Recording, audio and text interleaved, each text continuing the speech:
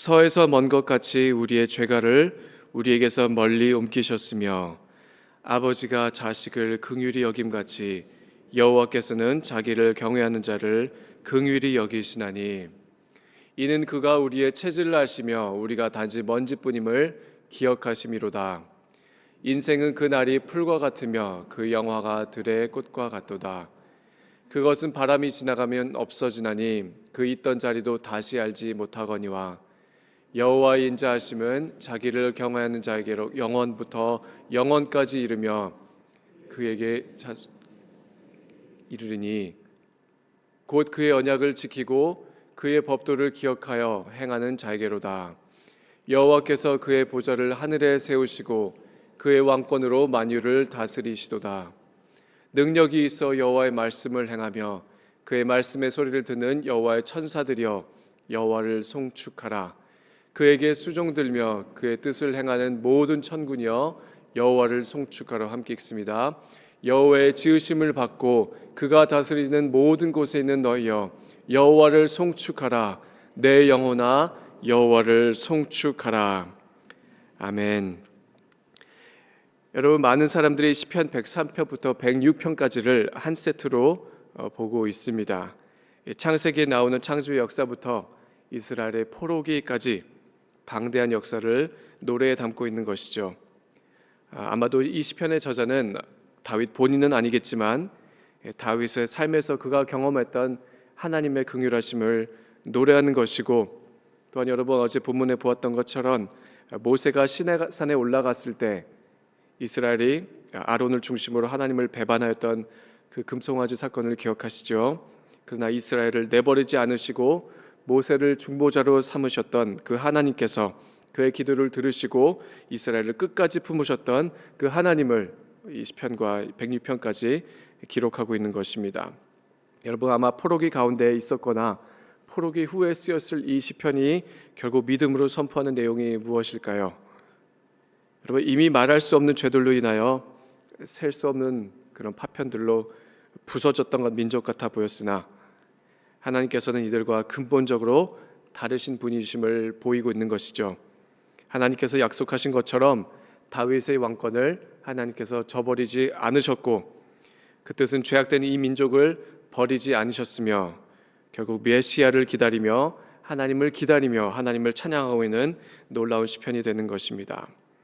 이러한 하나님의 놀라운 성품을 다루는 여러 가지 단어들이 있고 신학적인 개념들이 있지만 그 중에 하나를 꼽자면 여러분 잘 아시는 헤세드라는 단어입니다. 여러 가지 해석이 나오죠. 한글로는 하나님의 은혜다, 사랑이다, 인자하심이다, 신실하심이고 긍휼하심이다, 여러 가지 표현들로 해석이 되고 있지만 언약 가운데 신실하신 하나님을 반복적으로 다루는 이 구약에서 여러분 이 단어가 250번 정도 등장하고 있습니다. 시편이 그 중에서 127편을 다루고 있는데 오늘 이 시편은 103편에만 4번이 나오고 있습니다. 여러분, 이 헤세드라는 단어가 이 시편에서 얼마나 큰 비중을 차지하고 있는 것인지를 저희가 알게 되는 것이죠. 그 이유가 무엇일까요? 여러분, 유한한 사람의 인생과 달리 대부분 속 좁은 인간의 마음과 달리 그리고 한없이 연약한 사람의 믿음과 달리 하나님의 은혜와 신실하심과 인자하심과 긍휼하심은 그 끝을 가늠할 수 없다는 것을 기억하기 원하기 때문입니다. 그래서 노래하는 것이죠.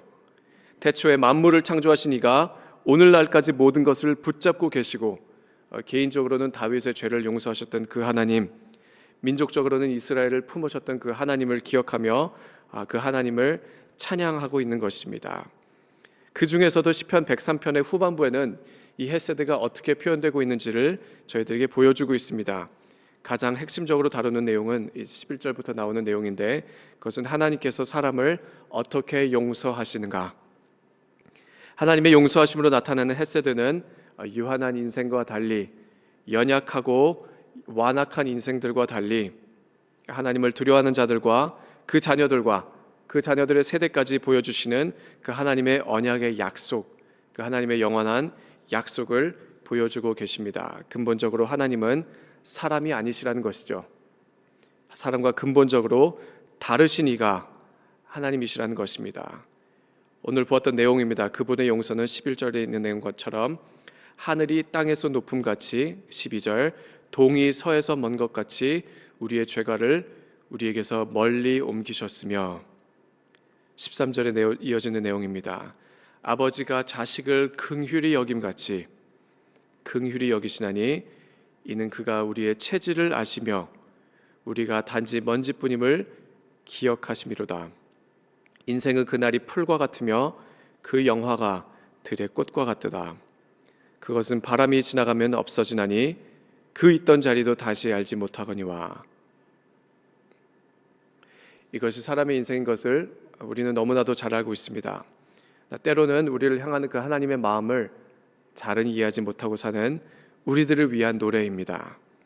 다윗의 연약함과 이스라엘의 완악함을 아시듯 나의 죄악됨을 훤히 알고 계시죠.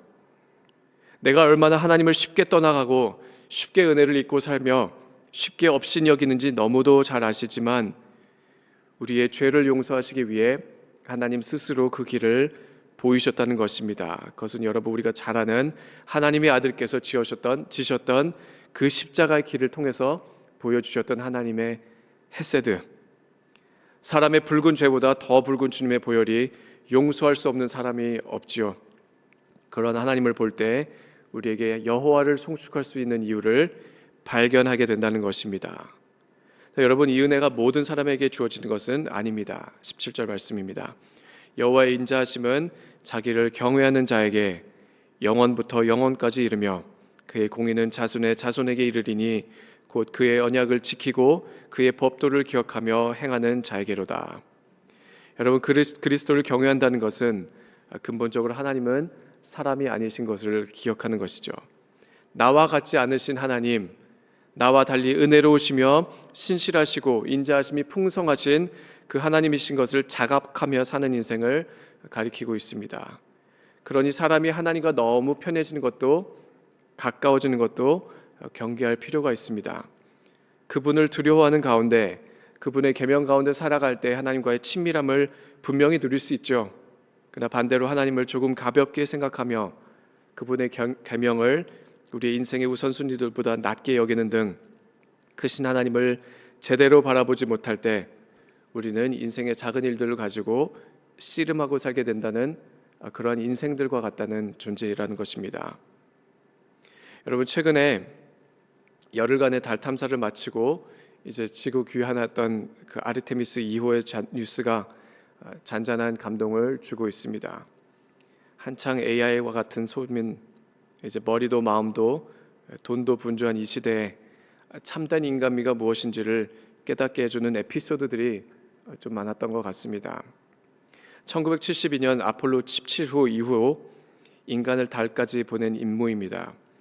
탑승한 4명의 우주 비행사가 지구에서 최대 40만 킬로가 넘는 그 거리를 도달하여 이제 1970년 아폴로 13호가 세웠던 역대 최장 거리를 갱신하였던 여행이었다고 합니다. 이들이 찍었던 사진들이 인터넷에 올라와 있습니다. 저는 여러분 시간이 되실 때 꼭 한번 좀 찾아보셨으면 좋겠습니다. 여러 가지 사진들이 있는데 여러분 우리가 아는 해돋이가 있지만 이들은 지구도지를 봤죠. 지구가 떠오르고 지구가 지는 그 장면, 우주 한가운데서 사람의 두 눈으로 본 개기일식까지 50분이 넘게 지속되었다고 합니다. 그 사진들이 인터넷에 올라와 있습니다. 이 설명을 보자 하니 이제 태양이 달 뒤로 숨는 것이죠. 이제 완전히 숨어서 달 테두리를 따라 이제 빛의 고리가 생겨나는 코로나라고 불리죠. 그런 현상이 사실 그렇게 오래 보기는 힘든데 그 한 우주 가운데서 50분 동안 목격했다는 것입니다. 개기일식을 50분 동안 보던 것이죠. 역사상 처음으로 달 뒤에서 본 겁니다. 또 지구에서 볼 수 없는 그 일식보다 긴 시간 동안 이 4명의 우주 비행사들이 보았던 그 현장을 그들이 설명하고 있는데 정말 눈으로 보아도 믿을 수 없었던, 온 세포로 경험했던 그 순간을 사람의 말에 담을 수 없었다. 그들은 지금도 고백하고 있습니다. 여러분, 참 놀라운 것은 태양이 달보다 400배 크지요. 정확히 400배의 거리에 있기 때문에 그런 완전한 개기일식의 현상을 우리가 볼 수 있다는 것입니다. 나사는 이를 우주적인 우연의 일치라고 부릅니다. 우연의 일치. 이를 실제로 본 4명의 우주 비행사들은 그저 모든 것을 단 하나의 단어로 표현합니다. 그 단어는 겸손.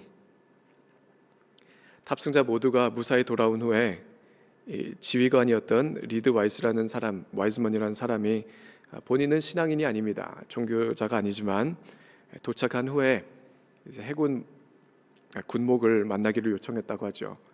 그래서 만나자마자 그가 지니고 있던 십자가 문양을 보는데 무언가 설명할 수 없는 이유로 눈물을 흘리기까지 했다고 합니다.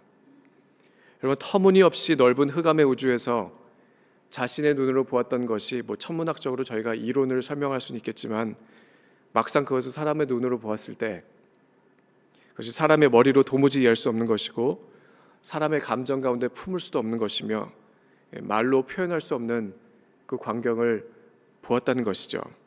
그래서 지금도 그래서 어떻게 설명해야 될지를 모른다는 그들의 고백이 저는 무슨 말인지 아주 조금은 이해할 수 있을 것 같습니다.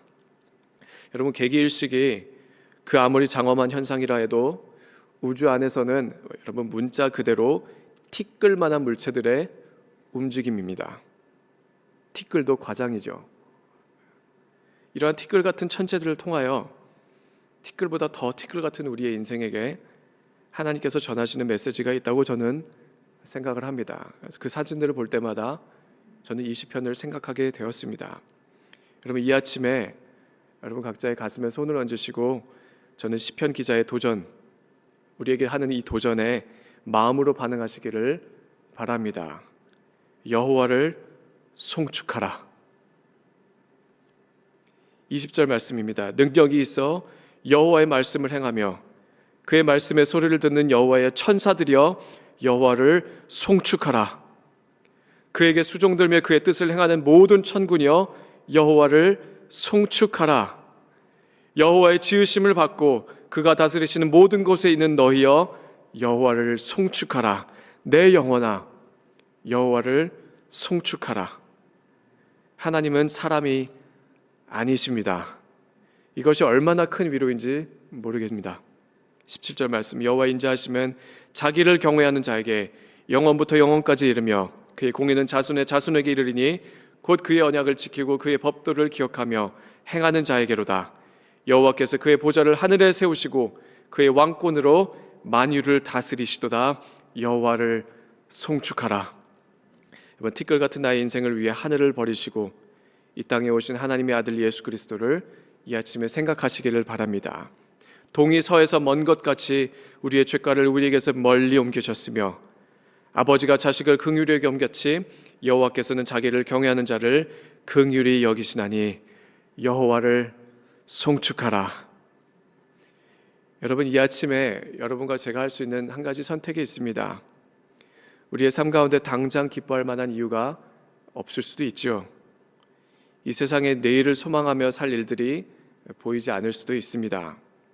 아마 대부분 그렇게 살아가고 계시겠죠. 이 아침에 어떠한 상황 가운데 있을지라도 나의 마음과 입술로 여호와를 송축하는 것은 이유가 있는, 근거가 있는 선택이 됩니다. 그것은 하나님의 헤세드를 기억할 때입니다. 나의 죄악됨이 아닌 하나님의 선하심으로, 인자하심으로, 긍휼하심으로 우리를 덮으신 그 영원한 아들의 보혈로 우리의 허다한 허물을 덮으신 7번을 70번까지라도 용서하시며 끝까지 사랑하시는 그 하나님의 헤세드를 기억할 때 우리는 여호와를 송축할 수 있습니다.